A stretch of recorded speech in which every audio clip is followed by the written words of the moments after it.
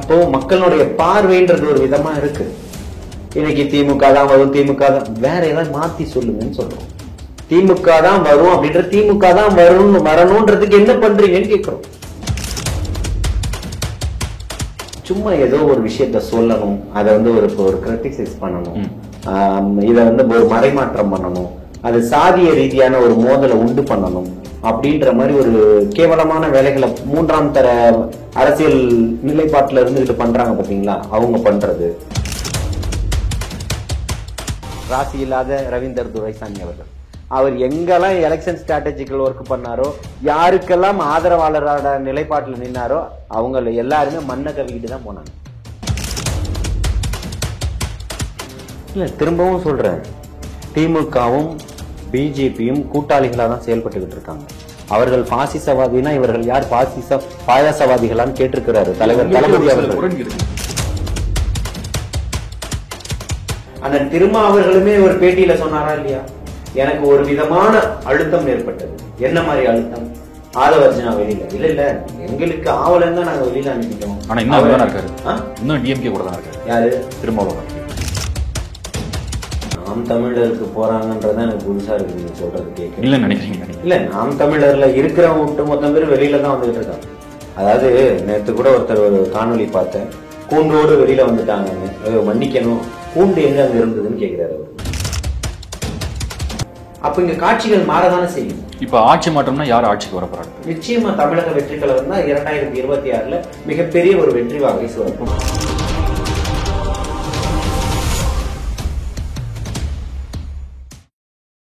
ஜாம்பவா நேயர்களுக்கு வணக்கம். நான் ஆண்டனி பிலிக்ஸ். இன்னைக்கு நம்மளோட இணைஞ்சிருக்கிறவர் தமிழக வெற்றி கழகத்தின் ஆதரவாளர் ஜல்லிக்கட்டு ஜலீல் அவர்கள். வணக்கம். இப்போ ஒரு அறிக்கை ஒன்று வந்திருக்கு. என்ன அறிக்கை அப்படின்னா ஏமாத்தாதீங்க, அதாவது அரசு ஊழியர்களை ஏமாத்தாதீங்க அப்படின்னு சொல்லிட்டு அறிக்கை தலைவர் விட்டுருக்காரு. அதை பத்தின உங்களுடைய பார்வை. அரசு ஊழியர்களை ஏமாற்றாதீர்கள் அப்படின்னா, நீங்கள் ஆட்சிக்கு வரும்போது இதே ஜாக்டோ ஜியோ அமைப்பாளர்கள் தொடர்ச்சியா 10 ஆண்டுகள் அதிமுக காலகட்டத்தில் இருக்கும்போது இந்த தொடர்ச்சியான போராட்டங்களை முன்னிறுத்தும் போதும் நீங்க என்ன வாக்குறுதிகள் கொடுத்தீங்க? உங்களுக்கான ஊதிய உயர்வு, அந்த ரிட்டையர்மெண்ட்டுக்கு அப்புறம் பென்ஷனு, இது எல்லாம் வரும்ன்றது எல்லாத்தையுமே சொன்னீங்க. ஆனால் இன்னைக்கு என்ன நடந்துட்டு இருக்கு? இந்த 4 வருஷமும் பார்த்துட்டு இன்னைக்கு போராட்டம் பண்ணிக்கிட்டு இருக்கிறாங்க. அவங்க 58 வயசுல இருந்து 60 வயசுக்கு எக்ஸ்டெண்ட் பண்ணி யாரும் கேட்கல. இருக்கக்கூடியவர்களுக்கு, புதியவர்களுக்கு வாய்ப்பு கொடுக்கறதுக்கு தயாரா இருக்கிறாங்க. 58 வயசுலயே பணி ஓய்வு கொடுங்க. ஆனால் நீங்க இருக்கிறவனுக்கு அந்த செட்டில்மெண்ட் பணத்தை கொடுக்கணுமேன்றதுக்காக 58 60 மாத்துறீங்க. அவர்கள் மேல கரிசன பார்வையிலாம் இல்லை. அப்போ உங்கள்கிட்ட இங்க ஃபண்ட் இல்லை. ஆனா இன்னைக்கு நீங்க மக்களுக்கு இதை கொடுக்க போறேன், அதை கொடுக்க போறேன், இலவசத்தை திரும்ப திரும்ப சொல்றோம். இலவசங்கள் வேண்டாம், தவிர்த்துக்கங்க. எத்தனையோ தாய்மார்கள் இன்னைக்கு பேட்டி கொடுக்குறாங்க, இலவசமே வேண்டாங்க அப்படின்னு சொல்றாங்க. அப்ப இலவசத்தை தவிர்த்துட்டு மக்களுக்கு என்ன பயனுள்ளதா பண்ணணுமோ அதை பண்ணணும். இந்த தூய்மை பணியாளர்கள் கொரோனா காலகட்டத்தில் தன்னுடைய உயிரையும் பார்க்காம துச்சமென நம்பி எண்ணி அவ்வளோ வேலைகள் செஞ்சாங்க. யாருக்குமே வெளியில போறதுக்கு அனுமதி கிடையாது. ஆனா தூய்மை பணியாளர்களும் மருத்துவர்களுக்கு எந்த அளவுக்கு நம்ம மரியாதை கொடுக்கணுமோ அதை விட 100 மடங்கு தூய்மை பணியாளர்களுக்கு நம்ம கொடுக்கணுமா இல்லையா? டாக்டர் ஒரு கிளவுஸையும் ஒரு மாஸ்கையும் போட்டுட்டு கலத்தி போட்டுட்டு போயிடுவார், அந்த ரூம்ல இருங்கன்னு சொல்லிட்டு போயிடுவார். ஆனா அத்தனை கழிவுகளையும் அகற்றக்கூடியது அந்த தூய்மை பணியாளர்கள். இன்னைக்கு கிட்டத்தட்ட ஏறத்தாழ 9000 பேருக்கு மேல போராட்டம் பண்ணிக்கிட்டே தான் இருக்கும். அப்ப அவனுக்கெல்லாம் நீங்க என்ன சொல்ல போறீங்க? இன்னும் ஏமாற்ற போறீங்களா? அதுதான் சொல்றாரு, ஏமாத்தாதீங்க அப்படின்னு சொல்லிட்டு. அப்போ தொடர்ச்சியா அரசு ஊழியர்கள் அப்படின்னாலே ஒரு அரசுக்கு ஆதரவான ஒரு நிலைப்பாட்டில் இருந்ததுதான் கடந்த கால வரலாறுகளை பார்க்க முடியும். நீங்க ஒரு 25 ஆண்டுகளுக்கு பின்னோக்கி போனீங்கன்னா, அப்போ முன்னோக்கி செஞ்சீங்கன்னா அந்த மாதிரிதான் இருக்கும். ஆனால் இன்னைக்கு அந்த மாதிரி எல்லாம் கிடையாது. இருக்கக்கூடியதே ரொம்ப தொடர்ச்சியா மக்களை ஏமாத்துறது, அரசு ஊழியர்களை ஏமாத்துறது, இந்த மாதிரி செயல்கள் தான் தொடர்ச்சியா செஞ்சுக்கிட்டே இருக்கீங்க. அப்போ மக்களுடைய பார்வைன்றது ஒரு விதமா இருக்கு. இன்னைக்கு திமுக தான் வரும், திமுக தான், வேற ஏதாவது மாத்தி சொல்லுங்கன்னு சொல்றோம். திமுக தான் வரும் அப்படின்ற, திமுக தான் வரணும்ன்றதுக்கு என்ன பண்றீங்கன்னு கேட்கிறோம். அப்ப அதுக்கு என்ன பதில் இருக்கு உங்கள்கிட்ட? இப்போ அந்த 26ஆம் தேதி வந்து பொதுக்குழு மறுபடியும் கூடி ஒரு சில பெரிய முடிவுகள் எடுக்க போறீங்கன்னு சொல்லி கேள்விப்பட்டோம். அதுல வந்து இன்னமும் வந்து நிறைய நிர்வாகிகள் வந்து இன்னும் போடாம இருக்குது. அதை நீங்க எப்ப ஃபீல் பண்ணுவீங்க? இல்ல, நிறைய நிர்வாகிகள்னா சொல்ல முடியாது. இன்னும் வந்து பார்த்தா எல்லா மாவட்டங்களுக்கும் அறிவிக்கப்பட்டது. அதுல ஒன்றும் மாற்றம் இல்லை. எல்லா மாவட்டங்களுக்குமே அறிவிக்கப்பட்டது.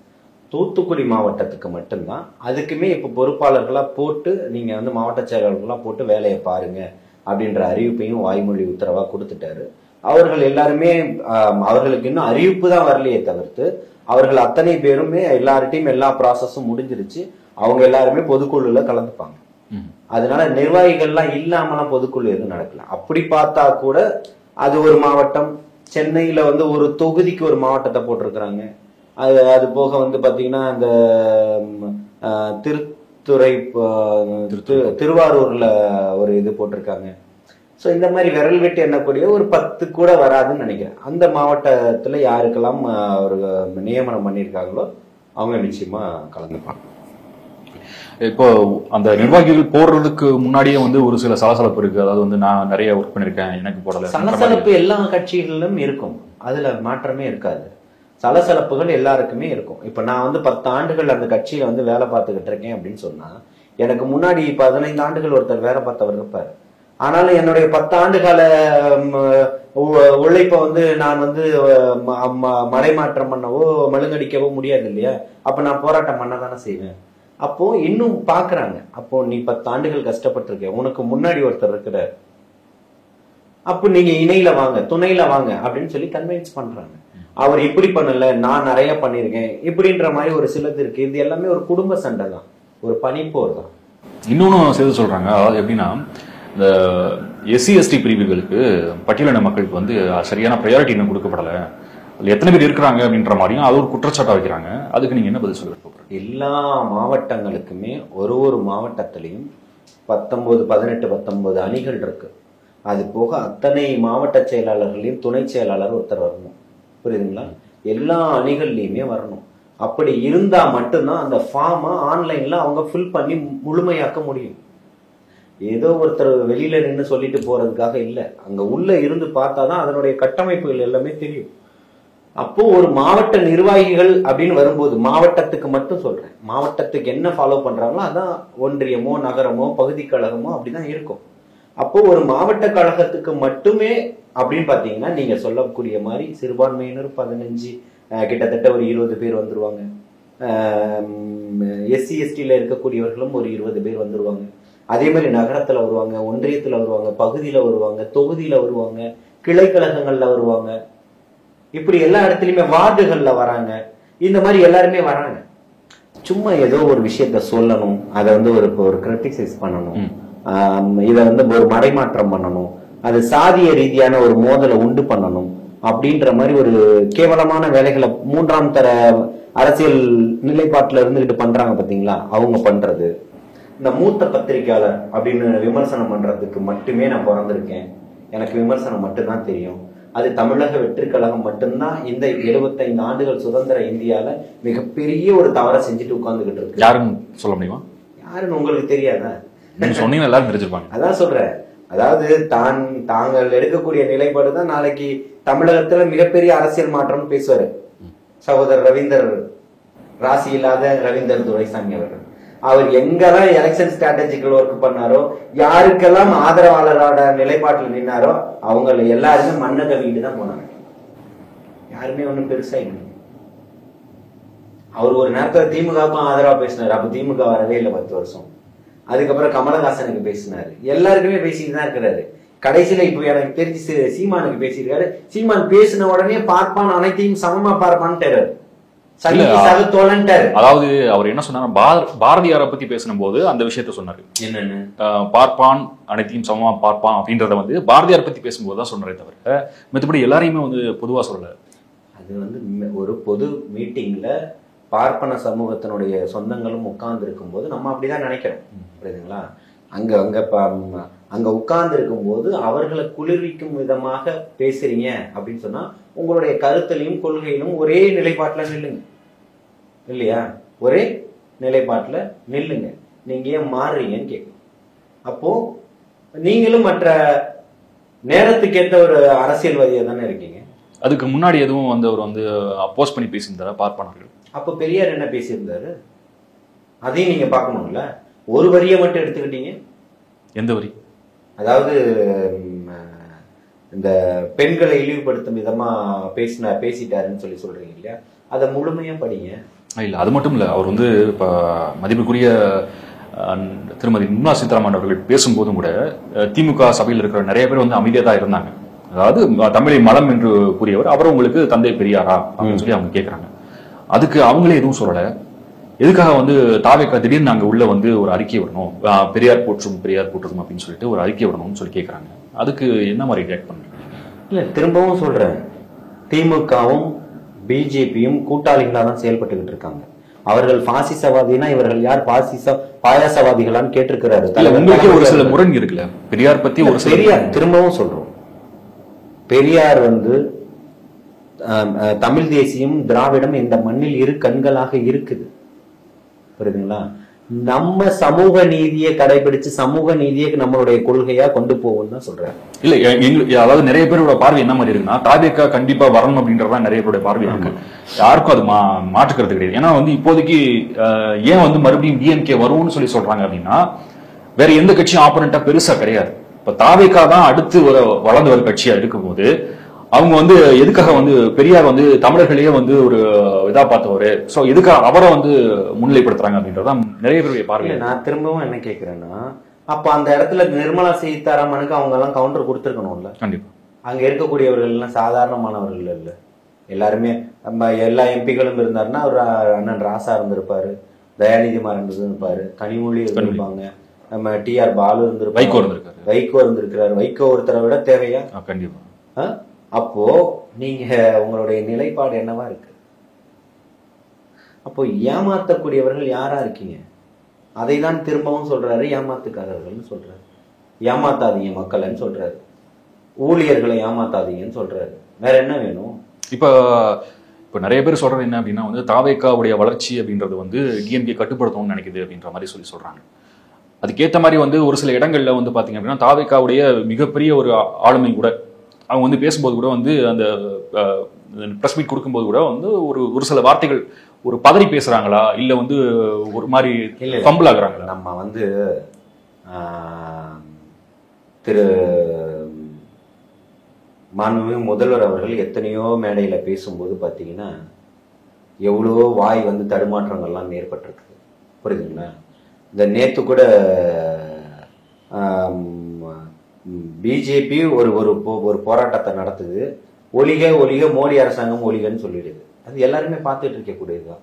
அப்படி கனிமொழி பேசும்போது எத்தனையோ இடத்துல எடறி பேசியிருக்கிறாங்க, வாய்க்கொளறி பேசியிருக்காங்க. அண்ணன் ராசா பேசும்போது கூட நான் பார்த்திருக்கிறேன், ஒரு சில இடத்துல பேசியிருக்கிறாங்க. இல்ல நிறைய பேர் அந்த மாதிரி நடந்திருக்கு. எல்லாருக்கும் வரக்கூடிய ஒரு சாதாரண ஒரு விஷயம்தான். புரியுதுங்களா? திரும்பவும் சொல்றேன், அவர் 5 ஆண்டுகள் ஒரு சட்டமன்றத்தினுடைய உறுப்பினராக இருந்திருக்கிறார். ஒரு மாநிலத்துல ஒரு மிகப்பெரிய செல்வாக்கு மிக்க மனிதராக இருந்திருக்கிறாரு. அரசியல் களம் கண்டிருக்கிறாரு. அரசியல்ல ஒரு ஆளுமையா இருக்கிறாரு. இன்னைக்கு இருக்கக்கூடிய 120க்கும் கடந்த மாவட்ட செயலாளர்களை உருவாக்கி தேர்வு செய்து போடக்கூடியதுல தனி பங்களிப்போட செயல்பட்டுக்கிட்டு இருக்கிறார். யார் யாரெல்லாம் உண்மையா உழைத்தார்களோ அவர்களை எல்லாம் அடையாளம் காணப்பட்டு தளபதி அவர்கள்ட்ட கொண்டு போய் சேர்த்து அவர்கள் அத்தனை பேருக்குமே கொடுத்துக்கிட்டு இருக்கிறார். யார் மேலெல்லாம் குற்றச்சாட்டு வருதோ அதை உடனே விசாரிக்கிறார். விசாரிச்சு உண்மையா பொய்யா அதை எடுத்து அதை கலைந்து கொண்டு போய்கிட்டு இருக்காரு. அப்படிப்பட்டவர் ஒரு வார்த்தைகளை வந்து அவருக்கு வார்த்தை தடுமாற்றம் ஆயிடுச்சுன்ற உடனே அவர் இப்படி பேசிட்டாரு அப்படி பேசிட்டாருன்றதெல்லாம் இல்லை. அப்ப பேசிட்டாருன்னு இன்னைக்கு அவ்வளவு மீடியாக்கள் வரக்கூடாது இல்ல. இன்னைக்கு அவர் இறங்கி ஒரு ரோட்ல போகணும் அப்படின்னா கூட அந்த இடத்துல உடனடியா எந்த காசும் கொடுக்க தேவையில்ல. அவர் வராருன்னு தெரிஞ்சா போதும். அவர் போன் பண்ணி யாரையும் வாங்கன்னு கூப்பிட வேண்டியது இல்லை. அவர் வராருன்னு தெரிஞ்சாரு இன்னைக்கு ஒரு 1000-2000 பேர் வரத்துக்கு தயாரா இருக்கான். சென்னை நகரத்துக்குள்ளே தளபதி அவர்கள் வரணும்ன்றது இல்லை. அவர் வரும்போது பல ஆயிரக்கணக்கான பேர் வரத்துக்கு தயாரா இருக்கான். அப்படி இருக்கும்போது எல்லா மீடியாக்களும் திருப்பியும் அவர் தான் பேசுறதுக்கு தெரியலன்றீங்களே, எதுக்கு ஓடுறீங்க மைக் எடுத்துக்கிட்டு? அவர்கிட்ட தானே செய்தி நேத்து ரொம்ப அழகான இதுல பேசியிருக்கிறாரு. நம்ம கோட்டைக்குப்பம் பகுதியில விழுப்புரத்துல ஒரு இஃப்தார் நிகழ்ச்சியில நடக்குது, கலந்துக்கிறாரு. நானும் அந்த நிகழ்ச்சியில கலந்துக்கிறேன். அந்த நிகழ்ச்சியில கேட்கப்படுது தமிழகத்துல வந்து சட்டம் ஒழுங்கு எப்படி இருக்குன்னு சொல்லிட்டு. கடந்த உடனே எந்த இதுவுமே இல்லாம கடந்த 2 நாட்களாக தமிழகத்துல கிட்டத்தட்ட ஒரு 7 பேருக்கு மேல சாலையிலேயே வந்து மிகப்பெரிய போக்குவரத்து நெரிசலான பகுதிகளிலும் சாலையில பட்டப்பகல்ல படு பயங்கரமான முறையில வெட்டி கொல்லப்பட்டதே இந்த சட்டம் ஒழுங்குடைய சாட்சியா இருக்குன்னு சொல்றாரு. அதனால ஏதோ ஒரு இடத்த மட்டும் வச்சுக்கிட்டு ஒட்டுமொத்த அரசியலையும் பாத்திர முடியாது. திமுக தலைவருக்கு வராத இடையூறுகள் எல்லாம் இல்லை. அதனால இதெல்லாம் கடந்து போற ஒரு விஷயம். ஓகே, இப்போ ரீசெண்டா பாத்தீங்க அப்படின்னா தனியார் வலைதளம் இதில் பாத்தீங்கன்னா யூடியூப் சேனல் ஒன்று, அவங்க வந்து 2 ஆங்கர் ஆதவ் அர்ஜுன் அவர்களை வந்து கேள்வி கேட்குறாங்க. கிட்டத்தட்ட வந்து ரொம்ப மடக்கி போடுற மாதிரி ஒரு சில கேள்விகள்லாம் வருது. அதை அவர் ஃபேஸ் பண்றாரு, ரொம்ப கோவப்படுற மாதிரிலாம் காமிக்கிறாங்க. இங்க என்ன நடந்தது உங்களுக்கு ஏதாவது தெரியும்? இல்ல, அதனுடைய ஒளிபரப்பு வந்து இன்னைக்கு மாலை வந்து ஒளிபரப்பாகும்னு நினைக்கிறேன். அதுக்கு முன்னாடி ஒரு எக்ஸ்க்ளூசிவா நீங்க ஏதாவது சொல்லுங்க. அது அப்படி சொல்லணும் அப்படின்னு பாத்தீங்கன்னா, அவர் வந்து அவர்கிட்ட வைக்கக்கூடிய கேள்விகளை வந்து அதுக்கு முன்னாடி நீங்க திமுகல இருந்தீங்க, என்ன நீங்க வந்து இப்ப மாத்தி சொல்றீங்களே அப்படின்ற மாதிரி திரும்பவும் சொல்றேன். நான் இந்த விடியல் பயணத்துக்காக பிரச்சாரம் பண்ணவன் தான்.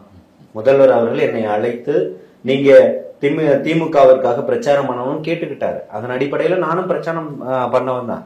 ஆனா விடியல் வந்து இருக்கக்கூடிய ஒட்டுமொத்த தமிழர்களுடைய வாழ்விலும் ஒரு இருட்டடிப்பை செய்யும் நான் யாருமே எதிர்பார்க்கல. அந்த மாதிரி அவர்கள் எல்லாமே பண்ணி கொடுத்தவர்களாக இருக்கலாம், அருகில் இருந்து பார்த்தவர்களாக இருக்கலாம். அவர்கள் அந்த மாதிரி இல்ல, அதுக்கான தகுதியான மனிதர்கள் இல்லைன்றதுனால அங்க விட்டு வெளியில வந்திருக்கிறார். அண்ணன் திருமாவர்கள் போல ஒரு ஆளுமை பின்னாடி பக்கத்துல வந்து நிக்கணும்னு நின்றுக்கிறார். அண்ணன் திருமாவர்களுமே ஒரு பேட்டியில சொன்னாரா இல்லையா, எனக்கு ஒரு விதமான அழுத்தம் ஏற்பட்டது. என்ன மாதிரி அழுத்தம்? ஆதவ அர்ஜுனா வெளியில இல்ல எங்களுக்கு ஆவலன்னு தான் நாங்க வெளியில அனுப்பிட்டோம். ஆனா இன்னும் இருக்காரு, இன்னும் டிஎம்கே கூட தான் இருக்காரு. யாரு? திருமாவளவன் அவர்கள். இல்ல சகோதரர் ஆதவ அர்ஜுன் அவர் வந்து வெளியே வந்துட்டாரு. அது வந்து பிரஸ் மீட்ல சொல்லும் போது வந்து இந்த மாதிரி எங்களுக்கு ஒரு அழுத்தம் இருந்ததுன்னா, அதாவது பிரஸ் மீட்ல கேட்கறாங்க உங்களுக்கு அழுத்தம் இருந்ததா, ஆதவ அர்ஜுனை வெளியேற்றுறதுக்கான அழுத்தம் இருந்தான்னு கேட்கும். அது மாதிரி அழுத்தம் எதுவும் இல்லை அப்படின்ற மாதிரி அவரும் கேஷுவலா சொல்லிட்டாரு. கேஷுவலா சொல்லிட்டு திருப்பியும் சொன்னாரு, அழுத்தமா பார்க்க முடியாது, அப்ப என்ன வந்து குறைத்த மதிப்பீடு செய்யற மாதிரி ஆயிடும், அந்த மாதிரி எல்லாம் இல்ல. பட் நார்மலா கேட்டுக்கிட்டாங்க, எங்களுக்கு தேவையில்லைன்னு எடுக்கக்கூடிய நபரை நீங்க வச்சிருக்கலாமா, அது பேர் என்ன அழுத்தம் தானே. அவர்கள் கேட்டே இருக்க கூடாதுல்ல, புரியுதுங்களா? திருப்பியும் சொல்றேன், அண்ணன் திருமாவளவன் அவர்கள் போன்றவர்கள் நேற்று திருப்பியும் பேசிக்கிட்டு இருந்தாரு. திரும்ப அவங்களுக்கு தேவைன்றதுக்காக ஒரே மேடையில அவருடைய முதல்வருடைய பிறந்த நாள் மேடையில மேடை ஏற்றினாங்க. சகோதரர் வேல்முருகன் அண்ணன் அவர்களை இன்னைக்கு என்ன பேசிக்கிட்டு இருக்காங்கன்றத பாக்குறீங்க. அவர் மீது நடவடிக்கை எடுக்கணும் அப்படின்லாம் பேசிக்கிட்டு இருக்கிறாரு. நம்ம ஒரு PK சேகர் பாபு அவர்கள்லாம் பேசிட்டு இருக்கிறாரு. அவர் இன்னைக்கு சட்டமன்ற உறுப்பினரா இருக்கிறத விட கடந்த 5 ஆண்டுகள் சட்டமன்ற உறுப்பினரா இல்லாம இருந்தார் இல்லையா, அப்போ இந்த நாட்டுக்கு செய்த பங்கும் போராட்டங்களும் மக்கள் விடுதலைக்காக பேசினதும் மக்களுடைய குரவலைகள் நெரிக்கப்படும் போது வெகுண்டு எழுந்ததும் அவர் சந்தித்த வழக்குகளும் அதிகம். நான் அவருடைய பல போராட்டங்கள்ல பங்கெடுத்திருக்கேன், புரியுதுங்களா? அந்த மாதிரி இன்னைக்கு அவருடைய வாய்க்கு பூட்டு போடணும், கைக்கு பூட்டு போடணும்னா நிக்காது. இந்த சமூகத்தில் ஒரு மிகப்பெரிய ஒரு மாற்றம் வேணும்னு வந்தக்கூடிய மனிதர்கள் அவரும் ஒருத்தர், அப்படிதானே? அப்போ அந்த மாதிரி நபரை நீங்க கொண்டு வந்து வைக்கும்போது அப்போ எல்லாருமே வெகுண்டல தான் செய்வாங்க. நிச்சயமாக ஒரு மிகப்பெரிய இங்க ஆட்சி மாற்றம்ன்றது உறுதியாயிடுச்சு. அதுல 1% கூட மாற்றம் இல்லை. அப்ப இங்க காட்சிகள் மாறதானே செய்யும். இப்ப ஆட்சி மாற்றம்னா யார் ஆட்சிக்கு வர போறாரு? நிச்சயமா தமிழக வெற்றி கழகம் தான் 2026ல மிகப்பெரிய ஒரு வெற்றி வாகை சூடும். இப்போ இது கொஞ்சம் நாளைக்கு முன்னாடி பாத்தீங்க அப்படின்னா வந்து நீங்க சொல்றீங்க, ரொம்ப ஸ்ட்ராங்கா சொல்றீங்க, அதாவது எதிர்கட்சியா நாங்க உட்கார்றதுக்கான பணிகளை எடுத்துக்கிட்டு இருக்கோம் ஆதவ அர்ஜுன் சொல்றாரு. அப்ப அதுல நல்லா புரிஞ்சுக்கணும், இருக்கக்கூடிய 52 வாரங்களும் நாங்கள் தான் எதிர்கட்சிகள் சொல்றேன். வரக்கூடிய காலகட்டத்துல 2026க்கு பிறகு நாங்கள் எதிர்கட்சின்னு அவர் பதிவு செய்யல. அடுத்த 52 வாரத்துக்கு நாங்க தான் எதிர்கட்சி. இன்னைக்கு ஒட்டுமொத்தமா தமிழகத்துல இருக்கக்கூடிய அத்தனை போராட்டங்கள்லயும் களமிறங்குறான். கோவையில நடந்த படுகொலைக்கு, இப்ப திருநெல்வேலியில நடந்த படுகொலைக்கு போய் முன்னாடி நிக்கிறாங்க. இந்த தென்காசியில் நடந்த பள்ளிக்கூடம் இடிஞ்சு விழுந்ததுக்கு போய் பக்கத்துல நிக்கிறான், குரல் கொடுக்கிறான். இந்த மதுரையில ஒரு காவலர் வந்து கொளுத்தி எரித்து கொல்லப்பட்டாரு, அங்க போய் நிக்கிறாங்க. கோயம்புத்தூர்ல ஒரு பள்ளி ஆசிரியை வந்து அரசு பள்ளி ஆசிரியை வந்து எரித்து கொல்லப்பட்டாரு, அங்க போய் நிக்கிறாங்க. இன்னைக்கு தமிழ்நாட்டுல இந்த 2 நாட்கள்ல மட்டும் எத்தனை பேர் படுகொலை செய்யப்பட்டிருக்கிறாங்க, அங்க நிக்கிறான், போய் எல்லா இடத்துலயும் நிக்கிறான். தூத்துக்குடி டு திருச்செந்தூர் சாலை போடல, போராட்டம் பண்றான், கோர்ட்டுக்கு போறான், நீதிமன்றத்துல வழக்காடுறான். இன்னைக்கு ஆர்டர் வாங்கினான் 22 கோடிக்கு. தமிழக வெற்றி கழகத்தினுடைய சகோதரர் பொன் காந்தி மதிநாதன் ஆர்டர் வாங்கிட்டாரு. ஆப்வியஸா நீங்க சொல்லி தான் இந்த விஷயங்கள்லாம் எங்களுக்கு தெரிய ஆரம்பிக்குது. காரணம் என்ன அப்படின்னா வந்து உங்களுக்குன்னு ஒரு மீடியா ஃபோக்கஸ் அப்படின்றது இல்லை. அப்படி இருக்கும்போது வந்து இந்த விஷயங்கள் எல்லாமே வந்து ஒன்ஸ், அதாவது வந்து உங்க தலைவர் திரு விஜய் அவர்கள் வந்து ஒரு அறிக்கை இந்த மாதிரி ஒரு சில விஷயங்கள்லாம் நடக்குது அப்படின்றது மாதிரி சொன்னா கூட ஓரளவுக்கு கொஞ்சம் இன்னும் எஃபெக்டிவா மாறும்ல. எல்லா செய்திகளிலுமே வந்துகிட்டு தான் இருக்கு. நான் சொன்ன அத்தனை செய்திகளும் செய்தித்தாள்கள்லயும் ஒளிபரப்புகள்லயும் தொலைக்காட்சிகள்லயும் வந்துகிட்டு தான் இருக்கு. எல்லா தொலைக்காட்சிகளும் ஒத்துழைப்பு கொடுக்கறாங்க, போகக்கூடிய அத்தனை நிகழ்வுகளும் பதிவு பண்ணிக்கிட்டு தான் இருக்கிறாங்க. இதை இப்ப தாமிரபரணியில தண்ணி எடுக்கிறதுக்கு எதிர்த்து போராட்டம் பண்றதுக்கு வர வாரம் இன்னும் ஒரு வாரத்துல தூத்துக்குடியில போராட்டம் நடக்க போகுது, மிகப்பெரிய அளவுல. தூத்துக்குடி மாநகரத்தினுடைய சார்பில், தூத்துக்குடி மாவட்ட கழகத்தினுடைய சார்பில் போராட்டம் நடக்க போகுது. அப்படி தொடர்ச்சியான மக்கள் பிரச்சனைகளை நிக்கிறாங்க. அப்ப நீங்க வந்து இதுக்கு பேர்ல அததான் சொல்லியிருக்கிறாரு, அடுத்த 52 வாரங்களுக்கு எதிர்கட்சிகள் நாங்க தான் சொல்லியிருக்கிறாரு. அதுல எங்க மாற்றம் கிடையாது. அதை எப்ப செய்ய போறீங்கன்னு யாரும் கேட்க கூடாது இல்லையா? இப்ப நீங்க சொல்றீங்களே எங்களுக்கு தெரியல, ஆதாரங்கள் வச்சிருக்கோம், என்னென்ன பண்ணிக்கிட்டு இருக்கோன்றதுக்கு இருக்கு, புரியுதுங்களா? அத்தனைக்காகவும் மக்களுக்காகவும் மண்ணுக்காகவும் இந்த மக்களையும் மண்ணையும் நேசிக்கக்கூடியவர்களுக்கு எந்த பிரச்சனைனாலும் உடனடியா களத்துல இறங்கணும், உடனடியா போராட்ட களத்துல இறங்கணும். உடனடியான தீர்வுக்கு என்ன, இப்ப இருக்கக்கூடிய அழுத்தங்களை எப்படி பதிவு பண்ணணும் அப்படி கொடுக்க மக்கள் நலன் சார்ந்து நிக்கிறார். அதனாலதான் மக்கள் இன்னைக்கு தமிழக வெற்றி கழகத்தை இன்னைக்கு நீங்க தான் ஒரு மாற்றம் வேணும் அப்படின்னு மக்கள் நினைக்கிறதே அதுக்காக தான். இப்போ 2026 நீங்க தனிச்சு நிக்க போறீங்களா அல்லது கூட்டணி இருக்குன்னு நீங்க நினைக்கிறீங்க? 2026 தேர்தல் காலகட்டத்துல எல்லாமே மக்களுக்கு வெளிப்படையாக தெரியும். இப்ப சப்போஸ் நீங்க வந்து ஒரு கூட்டணியோட நிக்கிறீங்க, இல்ல நாங்க திருப்பியும் சொல்றோம், யாரையும் நம்பி ஆரம்பிக்கப்பட்ட கட்சி தமிழக வெற்றி கழகம் அல்ல. அதை நீங்க முதல்ல புரிஞ்சுக்கணும், புரியுதுங்களா? இவர்கள்லாம் இருந்தாதான் நம்மளால ஆட்சி அமைக்க முடியும்ன்ற ஸ்ட்ரக்சரோட அவர் வரல. அதே போல யாரெல்லாம் இங்க ஏமாற்றப்படுறீர்களோ அவர்கள் அத்தனை பேருக்குமே ஆட்சியிலும் அதிகாரத்திலும் பங்கு தரேன்னு சொல்லியிருக்கிறாரு. விருப்பம் உள்ளவர்கள் வரலாம், யாரையும் இங்க கையை பிடிச்சி இருக்கணும்ன்ற அவசியமே கிடையாது. மக்களுக்கும் மண்ணுக்கும் மாற்றம் வேணும்னு நினைக்கக்கூடியவர்கள் வாங்க அப்படின்னு தான் சொல்லியிருக்காரு. இப்ப இந்த பெரியார் விஷயத்துல வந்து ஒரு சில விஷயங்கள் வந்து நான் குறிப்பிடணும்னு நினைக்கிறேன். அதாவது பெரியாரை பத்தி எங்களுக்கு ஒரு சில மறுப்புகள் இருந்தாலும், ஒரு சில விஷயங்கள் எங்களுக்கு பிடிக்காம இருந்தாலும், ஆனா வந்து பெரியாரை வந்து நாங்க வந்து ஆதரிக்கிறோம் அப்படின்ற மாதிரி அந்த இதுல கோட் பண்ணியிருந்தாங்க தலைவர் விஜய் அவர்கள்.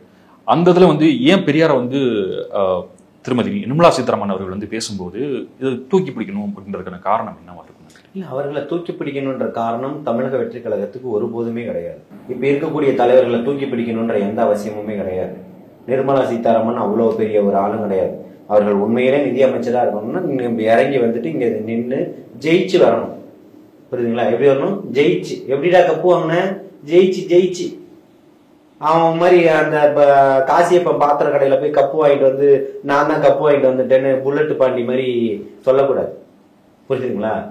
தமிழகத்துல நீங்க சொல்லணும்னாலும் இருக்கக்கூடிய 4-5 சட்டமன்ற உறுப்பினர்களையும் ராஜினாமா பண்ண சொல்லுங்க, தமிழகத்துல போட்டியிடுங்க. இது ஜனநாயக நாடு இல்லையா? ஜனநாயக உரிமை அத்தனை பேருக்கு இருக்கு. நீங்க தாராளமா 234 தொகுதியிலும் தாமரையிலேயே போட்டிடுங்க, யாரும் உங்களை தடுக்க போறது இல்லை. அதுக்கப்புறம் நீங்க உங்களை பலத்தை காட்டுங்கன்னு சொல்றோம். நீங்க ஒரு கவுன்சிலர் கூட இல்லாம மாறி மாறி இருக்கக்கூடிய திராவிட கட்சிகள் மீது சவாரி செஞ்சு நீங்க குதிரை ஏறி நீங்க இன்னைக்கு பயணம் செஞ்சுட்டு இன்னைக்கு அதன் மூலியமா இருக்கக்கூடிய இந்த சட்டமன்ற உறுப்பினர்களை வச்சுக்கிட்டு நீங்க ஒரு வேலையை பார்க்கலாம் அப்படின்னு நினைக்கிறது தான் இங்க தவறான போக்கு.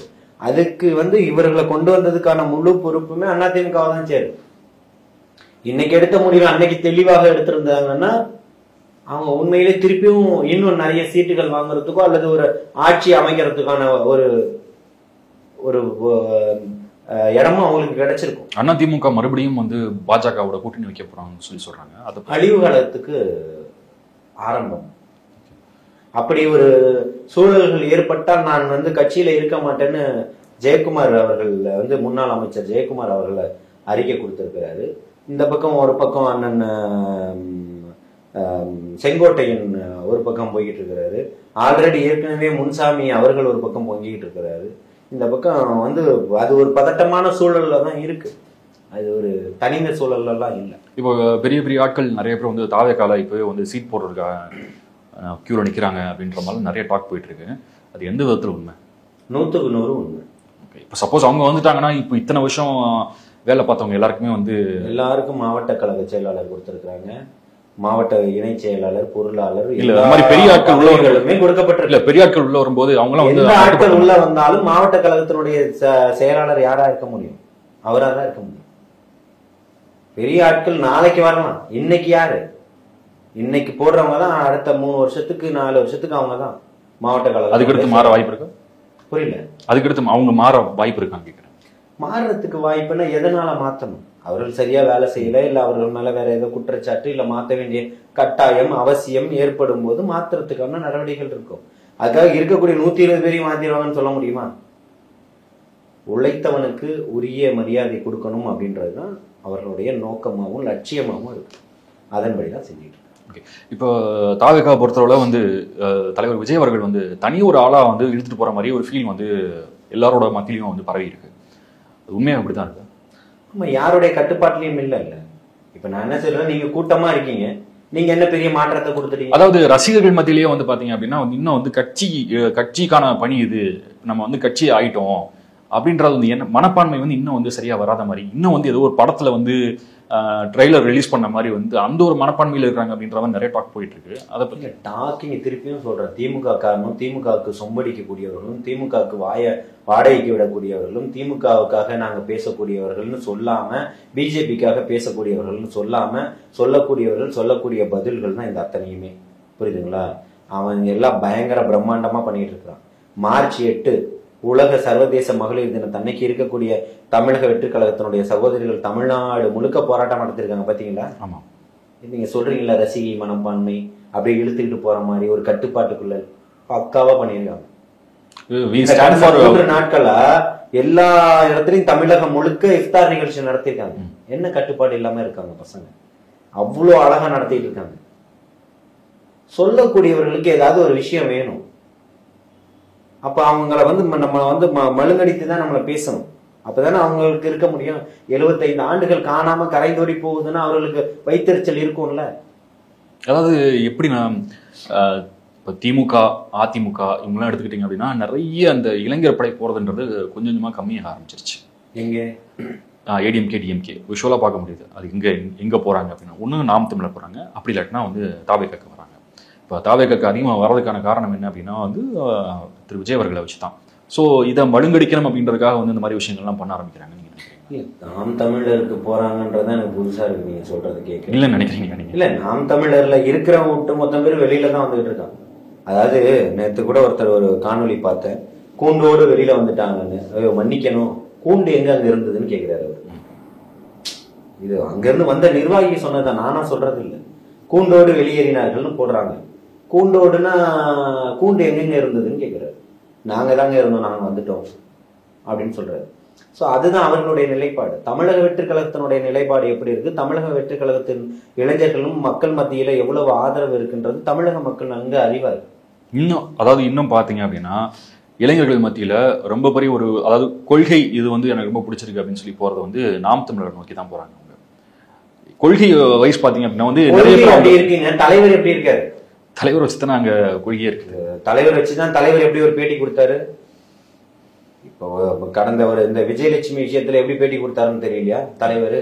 அதே மாதிரி விஜயலட்சுமி அவர்கள் வந்து ஒருத்தவங்க மேல பிராது கொடுத்திருக்காங்க. அதாவது கன்னடத்துல இதே மாதிரி விஷயங்கள் நிறைய போயிட்டு இருக்கு. சோ அந்த விஷயத்தையும் கம்பேர் பண்ணி தான் அவர் சொல்றாரு. இது வந்து ஒரு விஜயலட்சுமிக்கு அது வேலையா இருக்கலாம், இவருக்கு என்ன வேலை? இல்ல, அதாவது எப்படின்னா வந்து தமிழக வெற்றி கழகம் மாதிரியே வந்து நாம் தமிழரையும் வந்து போட்டு தள்ளணும் அப்படின்ற மாதிரி. சாரி, தமிழக வெற்றி கழகம் மாதிரியே வந்து நாம் தமிழரையும் வந்து முடிச்சு விட்டணும் அப்படின்னு நினைக்கிறாங்களா மற்ற கட்சிகள்? நாம் தமிழர் இப்பவும் சொல்றோம், RSS பின்புலத்திலையும் பிஜேபியினுடைய பின்புலத்திலும் இயங்கிக்கிட்டு இருக்கக்கூடியது.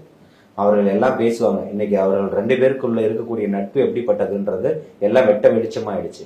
அதிமுக தேர்தலில் போட்டியிடல, ரைட், ஓகே. நாம் தமிழர் போட்டியிடுது, பிஜேபியை போட்டியிடல. புரியுதுங்களா? இங்க எல்லாமே இருட்டறைக்குள்ள எல்லா விஷயங்களுமே முடிஞ்சிருச்சு. என்ன, அவர் அன்னைக்கு ரஜினிகாந்தை போய் பார்த்துட்டு வரும்போது எல்லாத்தையுமே முடிச்சிட்டாரு. அதுக்கான வேலைகளை தான் இவர் ரவீந்திரன் துரைசாமி அவர்கள் பார்த்துக்கிட்டு இருக்கு. திரு ஆதவர்ஜுன் வந்து ஒரு விஷயம் சொல்லியிருக்காரு. என்ன அப்படின்னா வந்து ஜூனுக்கு அப்புறம் என்ன நடக்குதுன்றதை பாருங்க அப்படின்ற மாதிரி, கிட்டத்தட்ட சிங்கப்பாதை அப்படின்ற மாதிரி சொல்லியிருக்காரு. அதை பத்தி நம்மளோட பார்வை.